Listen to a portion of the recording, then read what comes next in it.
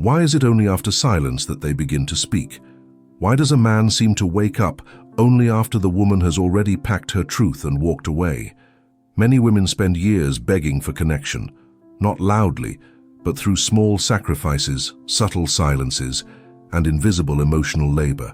She holds the relationship like a thread between her fingers, careful not to pull too hard or let go too soon.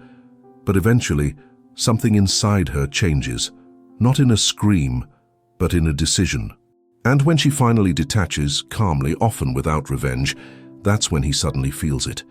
The void, the craving, the urgency to have her back. This isn't romantic, it's behavioral. Today, we're going to explore a deeply misunderstood emotional shift, the increased desire and pursuit that some men exhibit after a woman withdraws. This isn't a sign of true love finally awakened. It's a product of psychological mechanisms rooted in conditioning and reinforcement.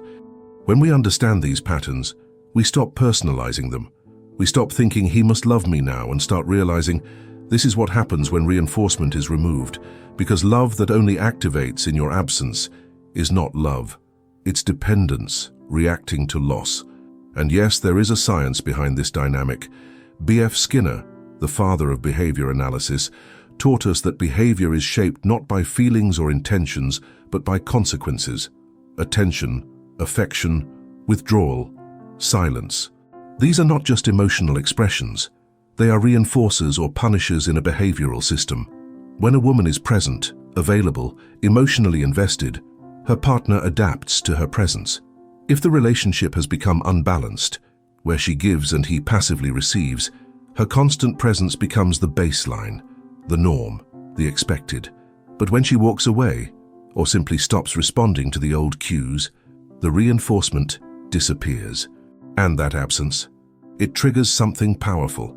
Some women describe this moment with disbelief. Now he's calling. Now he wants to talk. Now he's remembering my birthday. Where was all this before?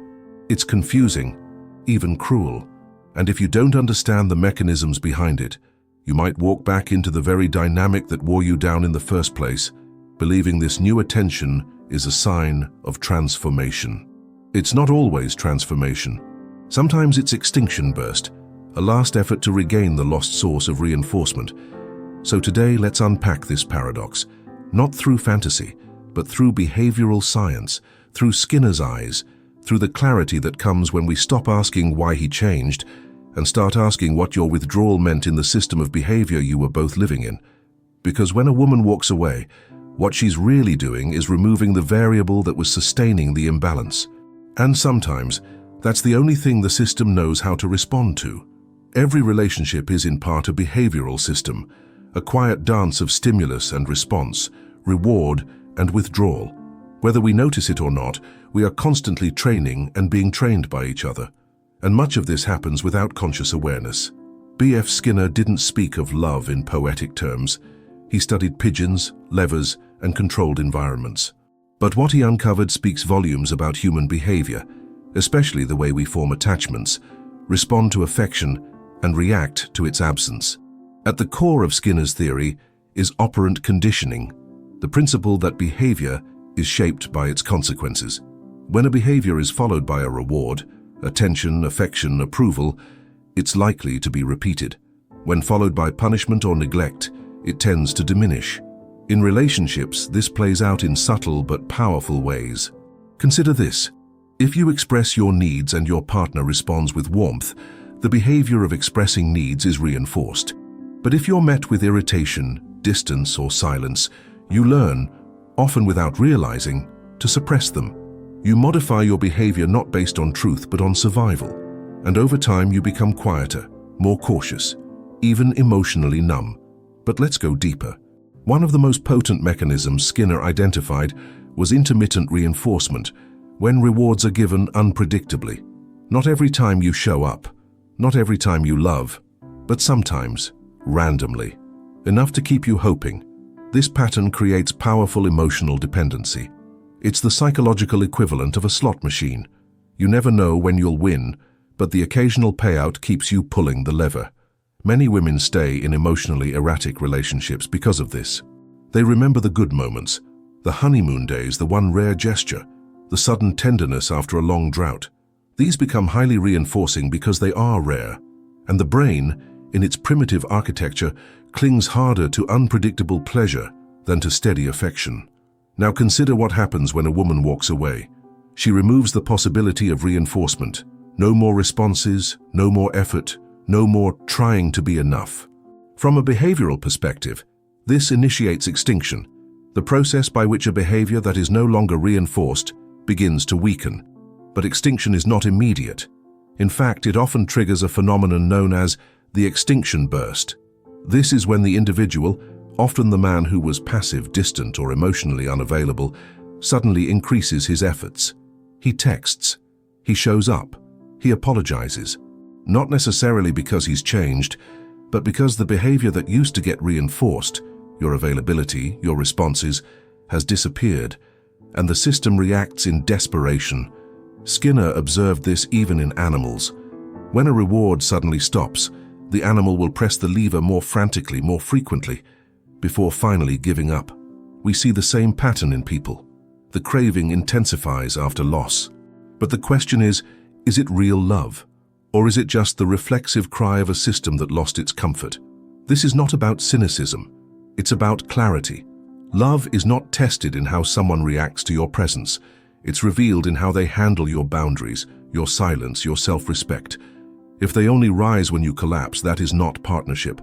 That is reconditioning, one that benefits them and slowly erases you. Skinner, if he were guiding us now, would ask not, why did he change? But what was reinforcing his old behavior, and what did your withdrawal interrupt? Because once you understand that, you stop waiting for crumbs. You begin to see your emotional labor not as love but as reinforcement. And sometimes the most powerful thing a woman can do is remove the lever and watch what happens when the system no longer delivers the expected reward. When a woman withdraws, not out of manipulation but from exhaustion, clarity, or self-preservation, it does more than just change the emotional climate of the relationship. It disturbs something deeper in the psychological system of the one left behind. Especially in men who once felt secure in her emotional availability. This is not just about losing a person, it's about losing the predictability of her. And in behavioral and psychological terms, predictability equals control. One of the first forces that gets activated in her absence is the scarcity principle.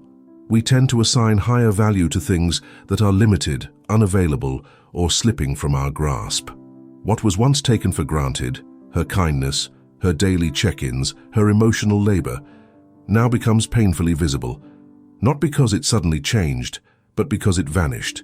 In this vacuum, her worth expands in the mind of the one who neglected it.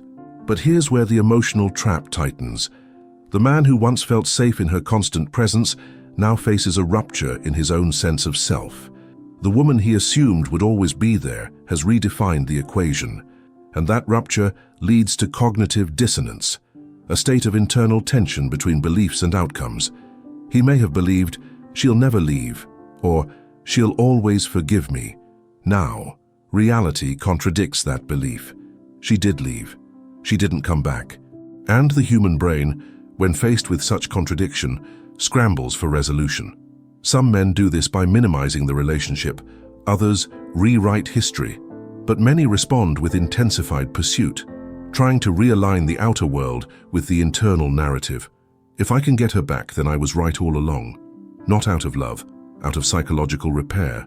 Then comes the emotional arousal, the raw, often overwhelming feeling of loss. In behaviorism, the removal of a reinforcer produces frustration, agitation, and an increase in behavior aimed at restoring the reward. But in emotional terms, it becomes longing, nostalgia, even obsession. This is the paradox. Many men feel more emotionally connected after the woman has detached, but it's not true intimacy, it's emotional reaction. And yet, for the woman who walked away, this reaction can be confusing. Suddenly, the man who was emotionally distant becomes poetic, present, passionate, and she may begin to question her decision. Maybe he really does love me. Maybe he needed to lose me to realize what he had. But love should not have to be triggered by loss to be recognized. B.F. Skinner would see this moment not as romance, but as consequence. The behavior that was once effortless for him, indifference, inconsistency, entitlement, is no longer reinforced, and the withdrawal of reinforcement always elicits a burst of compensatory behavior. But compensation is not the same as transformation. So the deeper question becomes, are his emotions rooted in her value or in the anxiety of losing control? Because craving is not always proof of love. Sometimes it's just the echo of a broken system trying to restore its old comfort. And for the woman who has walked through years of silence, neglect, or emotional ambiguity, her departure is not cruelty. It's the first act of truth. What if the silence you fear is actually the beginning of your healing? After the rupture, the air becomes still, but inside, an invisible storm begins to swirl. When a woman who once served as the emotional anchor of the relationship steps away, everything she upheld begins to collapse. Not just the intimacy, but the behavioral scaffolding that allowed passivity, avoidance, or even emotional entitlement to thrive. This moment, the aftermath, reveals truths that the relationship structure had kept hidden. Let's begin with pursuit behavior. In operant conditioning, when a source of reinforcement is removed, the subject often increases efforts to regain it. This is known as an extinction burst. It is not subtle. In human relationships, it looks like sudden affection, late-night texts, unsolicited apologies, or declarations of change. The irony: these behaviors were often entirely absent when the woman was still present, asking, sometimes begging, for connection. But Skinner reminds us, these behaviors are not signs of moral awakening. They are reactions to loss of reinforcement. When a man realizes he can no longer predict her reactions, access her emotions, or rely on her presence, the structure that kept him emotionally complacent falls apart. And in that vacuum, he scrambles to restore control. Not always because he wants her, but because he's not ready to lose the version of himself that felt powerful in her presence. This pursuit is not rooted in love. It is, more often, rooted in regulation of the self, of the dynamic, of the narrative. The reinforcement is gone and the nervous system reacts accordingly. It's not romance, it's resistance to loss.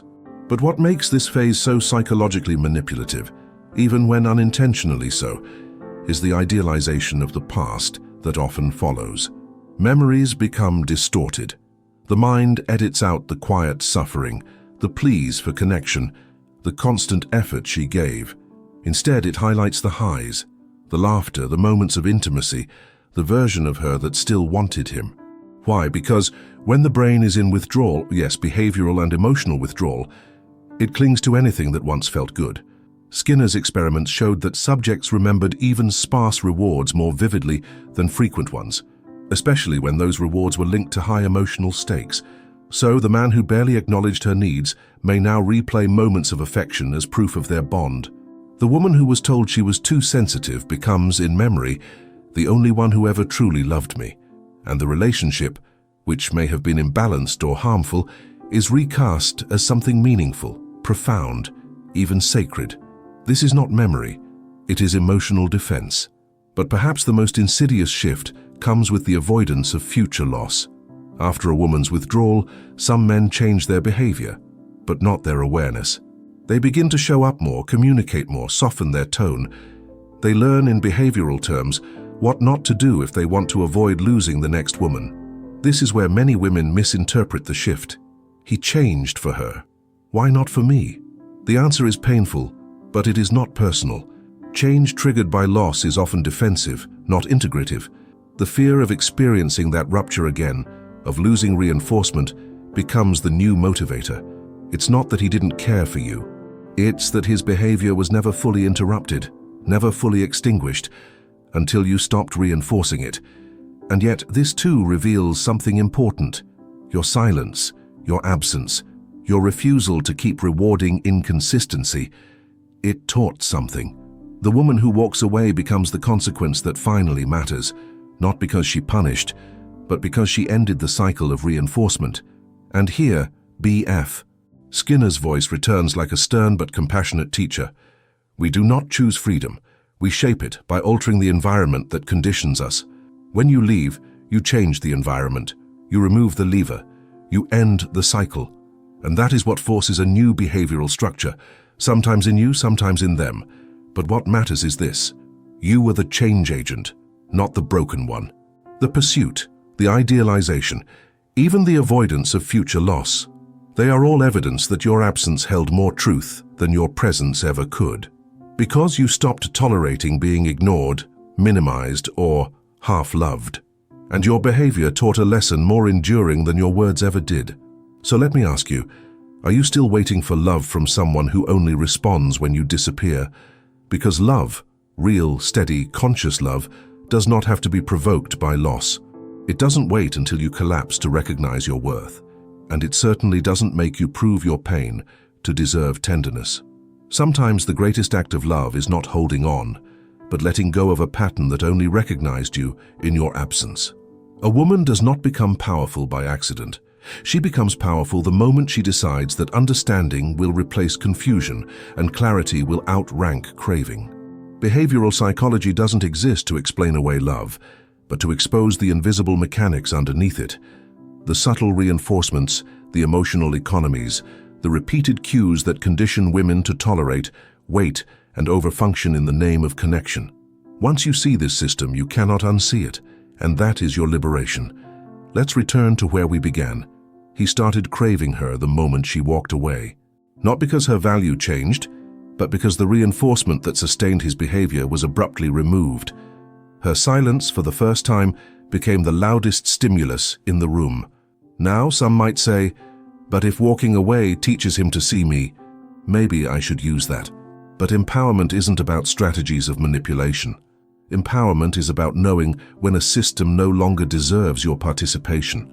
When Skinner studied operant conditioning, he was not only observing what drives behavior, he was quietly asking, how can we shape freedom? And he answered with this radical idea: freedom is not the absence of constraints, it is the conscious design of consequences. If you want a different emotional life, you must stop reinforcing the old one, even if it costs you the illusion of closeness. Too many women stay in dynamics that condition them to prove their worth. They overfunction, overgive, overstay, hoping that their loyalty will become its own reward. But loyalty, when given to unchanging systems, becomes self-abandonment in disguise. And this is where behavior meets soul. Because while Skinner focused on external behavior, women live in internal contradictions. They say I'm fine when they are starving for intimacy. They give second chances, not because he earned it, but because they were trained to avoid loss. From childhood, many were conditioned to preserve the peace, regulate everyone's emotions and stay even when it hurts. And so they mistake suffering for loyalty and inconsistency for passion. But you are not here to be triggered into someone's awakening. You are not a lever. You are not a lesson. You are not an intermittent reward. You are a woman. And the moment you understand the difference between love and reinforcement, the world inside you shifts. You stop begging for reciprocation. You stop believing that silence must be filled. You stop asking, why did he change only after I left? And start saying, why did I stay when nothing was changing? Your body already knew. That rising tension in your chest, that sinking feeling in your stomach, the quiet resentment that grew every time you made it easy for him to be emotionally absent. That was your nervous system recognizing the absence of reinforcement, long before your mind could give it language. Behavioral psychology helps us understand this not as weakness, but as conditioning. You weren't too emotional. You were too reinforced to endure emotional neglect. You weren't overreacting. You were reacting to a system that kept you hungry and called it intimacy. You weren't hard to love. You were trained to tolerate inconsistency and call it love. Skinner taught that behavior is shaped by consequence, but the woman who reclaims herself is shaped by consciousness. She sees the patterns. She changes the responses. She becomes unpredictable to those who once relied on her predictability, and in doing so, she disrupts the cycle.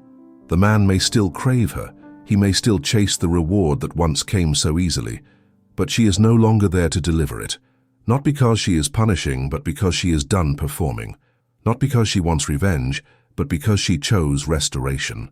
So now as you sit with these truths, I ask you, have you noticed that some people only recognize your value when you stop giving them access to it? What does that teach you? Not about them, but about the patterns you've tolerated. And most importantly, what new behavior are you ready to reinforce in your own life? Here is a simple symbolic act. Tonight, write down one pattern you refuse to reinforce anymore. Just one. A behavior you no longer respond to. A role you no longer perform. A silence you no longer keep. Burn it or bury it. But let your nervous system feel the ritual of refusal. Because behavioral freedom doesn't begin with a fight. It begins with a decision. And to the woman who walked away, you didn't just disrupt his craving. You reclaimed the power to stop being part of a system that only valued you in absence. That is not the end of your story. It is the moment your real self begins to speak. The woman you're becoming doesn't accept crumbs. She bakes her own freedom. If this resonated with you, take a moment to reflect in the comments. Have you ever experienced a shift in someone's behavior only after you walked away? What changed in them and in you? Subscribe to continue exploring the real psychology behind love, loss, and liberation.